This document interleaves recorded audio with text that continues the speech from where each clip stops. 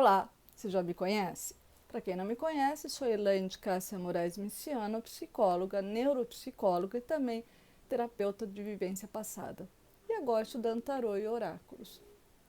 Hoje eu gostaria de te convidar a uma reflexão de base neuropsicológica da animação Procurando Dory. Vou tentar dar o menos spoiler possível. Você já assistiu essa animação? É da Pixar. Bem, se trata de uma peixinha, Dory, que vive no fundo do mar com os outros peixes e que ela tem uma falha na memória recente dela. O que é memória recente? Memória recente é um compartimento que todos temos e que toda e qualquer informação nova passa por ela. Toda e qualquer. Seja ela visual, seja auditiva, seja olfativa, seja escrita, seja verbal, não interessa. Ela passa pela memória recente. Essa memória recente, ela é armazenada, ela armazena a informação em cerca de 45 segundos, não mais do que isso. E aí, esquece. Então, quando nós temos uma informação nova, nós temos aproximadamente 45 segundos para usarmos algum mecanismo para que ela fique armazenada mais tempo, que aí seria memória de médio prazo, e se ela consegue ficar mais tempo, de longo prazo. Ou seja, de médio prazo a gente vai ter um pouco mais de dificuldade de esquecer. A de longo prazo, possivelmente não vamos esquecer.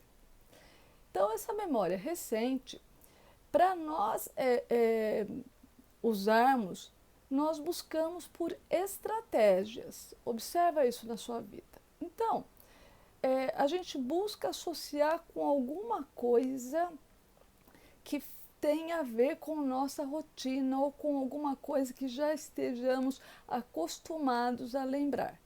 Se é um número de telefone, associamos com outros números conhecidos. Se é nome, associamos com outros nomes, letras, enfim, nós sempre buscamos uma estratégia. Isso era muito usado também para decorar informação. Bom, qualquer situação da vida, você pode pensar. Você pode pensar em prova, em exames, em trabalho, no cotidiano, rotina. Você pode pensar em qualquer coisa. Usamos, se a informação é nova, a memória recente é acionada. E como é que nós fazemos para reter? Bom, se a gente quer reter, precisamos arrumar algum mecanismo para que ela passe para a memória de longo prazo. Pode até ser repetindo várias vezes a mesma coisa. Caso isso não aconteça, como era na época do decorar, nós arrumamos uma associação, associa-se com alguma coisa, para que mantenha aquela informação até a hora que precisarmos dela, depois soltamos. Aí dificilmente vamos lembrar dela de novo. Pois é, no filme, na animação Procurando Dory, essa memória da Dory aparentemente não funciona. Como está falando aparentemente, Elaine? Vamos seguir um pouquinho mais. Vou dar menos spoiler possível. E no transcorrer do filme, conta-se que ela se perdeu dos pais. O filme conta também como, mas eu não vou falar isso para você. E ela tenta reencontrar esses pais. E com esse caminhar até reencontrar os pais, ela encontra amigos, encontra colegas, encontra peixinhos outros. Reencontra amigos, faz novos amigos. Enfim, ela está sempre rodeada dos peixinhos e da vida marítima. Claro, como é na vida, muitas vezes ela é enganada, outras vezes ela não se deixa enganar, ela percebe antes, como é a vida de todos nós. E o filme e a animação vai transcorrendo. Nesse transcorrer do filme, ela vai buscando e se esforçando cada vez mais por lembrar como foi que ela se perdeu dos pais e como ela faria para reencontrá-los. Então a animação vai neste sentido. E com isso, muitos sentimentos de angústia, de culpa, porque ela acredita que ela se perdeu dos pais. Então ela seria culpada por ter se perdido deles. E vai observando, e quando ela olha uma coisa ou outra, ela vai captando algum sentido dessa coisa ou outra. Ou é uma onda, ou é uma conchinha, ou é, enfim, ela vai dando, vai buscando assimilar as experiências que ela vai tendo e as informações que vão passando para ela. Com uma dificuldade muito grande, muito grande. Até no sentido de se sentir incompetente, se sentir ineficiente, se sentir complicada, a autoestima dela começa a baixar cada vez mais, ela acha que ela não serve para um monte de coisas e continuando procurando. Quer dizer, a motivação maior é reencontrar os pais. E isso faz com que ela vá puxando, tentando puxar pela memória, fazendo grande esforço por lembrar, vai percebendo que a memória dela não é igual a dos outros peixinhos, os peixinhos também percebem isso, e ela, quando encontra alguém, ela já dá a característica dela. Olha, ela já se diz como não tenho memória recente, ou a minha memória recente não funciona bem. Ela mesma fala isso. E a vida marítima, esse caminhar, essa busca dela pelos pais dela, vai exigindo esforços de assimilação de memórias, de assimilação de informações importantes para esse encontro. E ela começa a observar que nessa busca ela passa por alguns lugares mais de uma vez. E ela fica surpresa, já na segunda vez que ela passa, ela já percebe que já tinha passado por lá anteriormente. E nessa hora, ela vai revendo lugares, revendo paisagens, revendo vida marítima, ela vai revendo. E cada vez que ela vai revendo, ela vai lembrando que ela já passou por ali. E ela começa a lembrar de alguns outros detalhes, que eu não vou te falar, mas que faz parte da vida dela com os pais dela. E vai lembrando algumas recomendações que os pais dela davam para ela no caso dela se perder. E aí que eu queria chegar um pouquinho, queria parar um pouquinho aí. Quer dizer, a memória recente dela não funciona tão bem. É dessa forma que o filme coloca, a animação coloca e que ela também se coloca. Mas é interessante que a memória passou de recente para longa duração, porque ela consegue se lembrar das recomendações, ela consegue se lembrar que ela já passou pelos lugares mais de uma vez. Na primeira vez que ela passou, seria informação para a memória recente, mas não ficou lá, passou direto para a memória de longo prazo ou de médio prazo. Interessante, não é isso? Tá, vamos continuando. Cada vez mais que ela vai buscando, ela vai reencontrando lugares. E a partir do reencontro com esses lugares, ela vai lembrando de coisas que foram faladas para ela. E não o contrário. Não é a partir de coisas que foram faladas para ela que ela vai reencontrando sua lembrança do lugar, mas sim do lugar para a informação auditiva. Interessante? Bom, não vou te contar o final do filme para não fazer um spoiler maior ainda, mas eu gostaria de parar aí. Já algumas pessoas fazem essa associação desse aspecto da falha na memória recente com algum grau de deficiência mental ou com algum aspecto encontrado no espectro do autismo. Eu trouxe esse filme porque me pareceu muito interessante propor uma outra visão. Existem pessoas que têm memória auditiva, outras memória visual, outras memória olfativa, outras memória sensorial. Vai pela sensação de como se sentiu naquele determinado lugar, ou como é que a informação chegou aquela hora, eu estava me sentindo deste jeito, eu estava naquele lugar.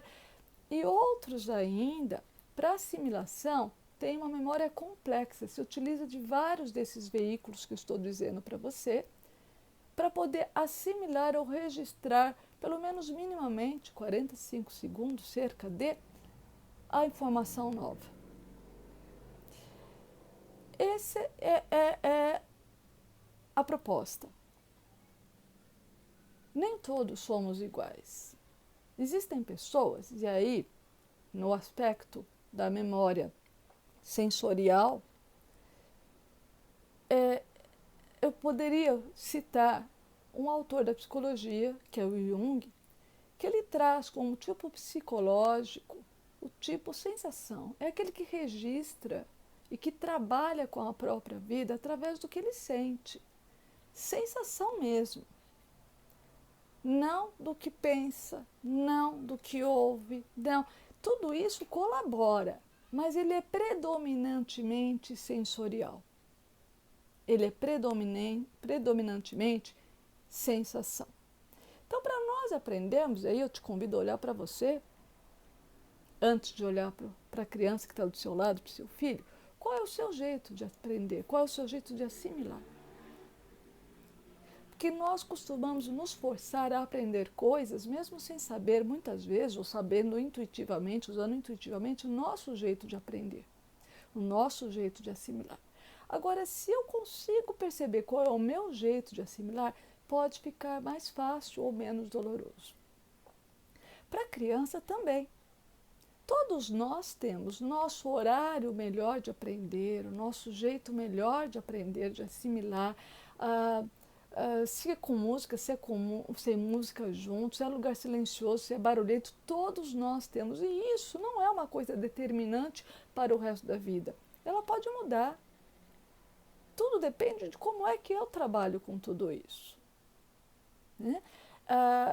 Este é um ponto importante. Como é que a criança que está do seu lado assimila? Você já prestou atenção? Já observou? Interessante para até ajudá-la a aprender o que é importante que ela aprenda.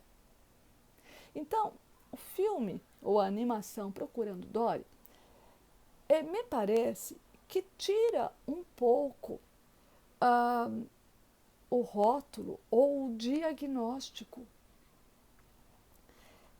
Ele tira um pouco o foco, ou melhor ainda, o enfoque no rótulo, no diagnóstico, e passa para a peixinha, mostrando como é que ela consegue, qual é a possibilidade dela. Ela não para na situação de, olha, minha memória recente não funciona, então eu não vou sair daqui. Não, ela vai explorar o mundo. E explorando o mundo, no caso dela marítima, que ela descobre qual é o jeito dela de aprender.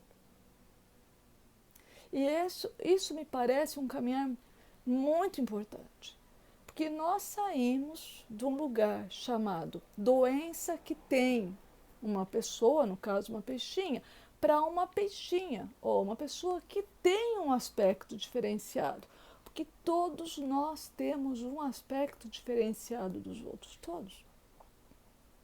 Agora, o primeiro passo é identificá-lo, aprender a aceitar e daí aprender a usá-lo, sempre a nosso favor. Não destruindo o aspecto, mas transformando-o em amigo, usando-o a nosso favor. E esse eu acho que é um dos aspectos mais importantes do filme. Se é este diagnóstico ou aquele diagnóstico, só um especialista avaliando vai poder saber.